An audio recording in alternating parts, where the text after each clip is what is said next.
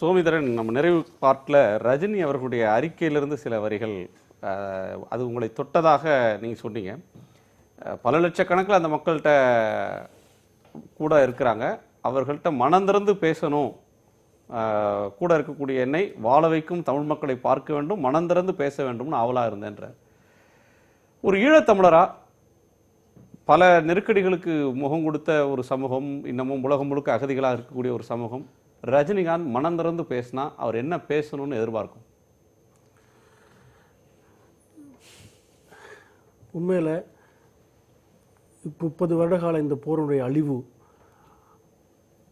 தொடர்ச்சியாக அந்த மக்களுக்கு இன்னும் அந்த இழப்புகளிலிருந்து மீளாத ஒரு நிலைமை இருக்கிறது.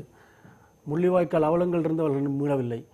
இன்னும் தங்களுடைய பிள்ளைகளுக்காக கையேந்தி கொண்டு வர்ற யார் அந்த மக்களை போய் பார்த்தாலும் அவர்களை கட்டி அழுது எங்கள் பிள்ளை எங்கே இருக்கிறான் என்று கெஞ்சி கொண்டிருக்கிறார்கள். அப்படியான மக்களிடம் ரஜினிகாந்த் அவர்கள் சென்றால் அது நிச்சயமாக அவர்களுக்கும் ஆறுதலாக இருக்கும். அவரிடம் எப்படியாவது எங்கள் பிள்ளைகள் எங்கே இருக்கிறார்கள் நீங்கள் தேடி கண்டுபிடிக்க மாட்டீர்களா என்று ரஜினிகாந்திடமும் கேட்பார்கள். அதில் எந்த மாற்று கருத்தும் கிடையாது. ஆனால் இன்றைக்கு அந்த அவர்களுடைய பிரச்சனைகளை வெளி உலகத்திற்கு திரும்ப திரும்ப சொல்ல வேண்டிய ஒரு கட்டாயம் இருக்கிறது. ரஜினி போன்ற ஒரு பிம்பம், இந்திய அளவில் சூப்பர் ஸ்டாராக இருக்கிறவர், அமிதாப் பச்சனுக்கு நிகரான ஒரு பிரபலத்தோடு இந்திய அளவில் உலகளவில் சூப்பர் ஸ்டாராக இருக்கிற ஒருத்தர் தன்னுடைய பிரபலத்தை இவ்வளவு பெரிய இனக்கட்படுகொலை நடந்திருக்கிறது. இந்த 8 ஆண்டுகளில் எந்த தீர்வும் நடைபெறவில்லை. மனந்திறந்து ரஜினி பேசினா அவர் என்ன பேசணும்னு நீங்க எதிர்பார்ப்பீங்க? அதான் சொல்ல வரேன்.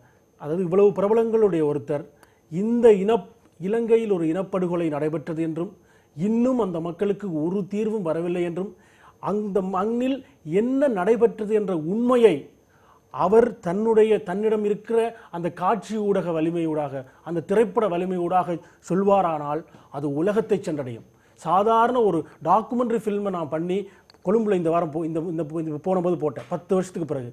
அப்போ அதை பார்த்த 400 பேர் அளவிலான சிங்களவர்கள் அந்த படத்தை பார்த்து, ஓ இப்படியெல்லாம் நடந்துச்சா, யாழ்ப்பாண நூலகத்தை எரிச்சாங்களா, சிங்களவர்கள் எரிச்சார்களா என்று வெறும் ஒரு சாதாரண ஒரு ஆவணப்படத்தை பார்த்த 400 சிங்களவர்கள் அதற்காக அழுதார்கள் என்றால், சிங்களவர்களே அழுதார்கள் என்றால், இந்த ஈழத்திலே நடந்த இத்தனை படுகொலை 30 ஆண்டுகளாக எங்களை ஒடுக்கியதை, சுதந்திரத்துக்கு பிறகாக திட்டமிட்டு ஒடுக்கப்படுவதை, இந்த 2009க்கு பிறகு கூட எந்த தீர்வும் தராமல் அவர்களுடைய உரிமை போராட்டத்தை நீர்த்து போகச் செய்வதை, தொடர்ந்தும் இராணுவ பிரசன்னத்தையும் அங்கே இருக்கக்கூடிய புலனாய்வாளர்களையும் இன்னமும் புலனாய்வு கட்டமைப்பு அப்படியே இலங்கையில் இருக்கிறது. இதை திருப்பி பதிவு செய்ய விரும்புகிறேன். புலனாய்வு கட்டமைப்பு அப்படியே இருக்கிறது.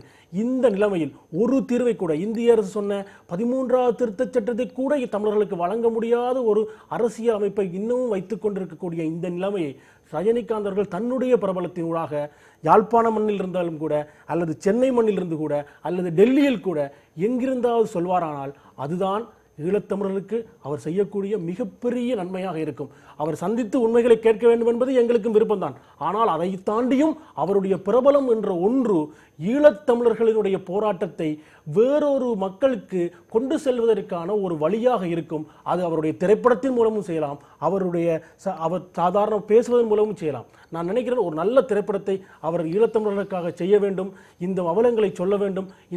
அப்படி செய்தால் உலகத்திற்கு அந்த செய்தி போகும். உலகத்திலே பல அழிவுகளை அந்த சமூகத்தினுடைய திரைப்படத்தை சேர்ந்தவர்கள் இந்த வரைக்கும் பதிவு செய்திருக்கிறார்கள். இன்றைக்கு உலகத்தின் பல படுகொலைகளை, பல இனப்படுகொலைகளை நாங்கள் கண்டது திரைப்படங்கள் வாயிலாக, இன்றைக்கும் பார்த்து கொண்டிருக்கிறோம். பல திரைப்படங்கள் வாயிலாக நடைபெற்ற இனப்படுகொலைகள். அப்படி போன்ற ஒரு விஷயத்தை செய்யக்கூடிய வலிமை பெற்றவர்களாக ஒரு மிக பெரும் திரைப்பட இடத்தை வைத்துக் கொண்டிருக்க, திரைப்பட வளத்தை வைத்திருக்கக்கூடியவர்களாக நாங்கள் இருக்கிறோம். அதனுடைய முதன்மையானவர்களாக ரஜினிகாந்த் அவர்கள் இருக்கிறார். அவர் அந்த வேலையை செய்ய வேண்டும் என்பதுதான் ஒரு ஈழத்தமிழனாக என்னுடைய ஆசையாக.